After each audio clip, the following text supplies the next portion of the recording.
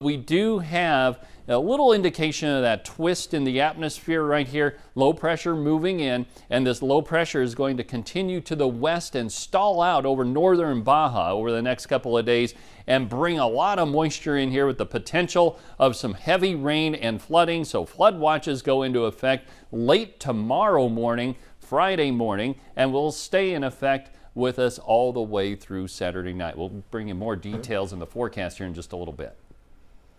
Kyler, thank you. With heavy rain comes the risk of flash flooding. The Pima County Sheriff's Department search and rescue team wants to remind the public to plan ahead before heading outdoors this weekend. You can find a link to an interactive water flow map on our website, kgun9.com.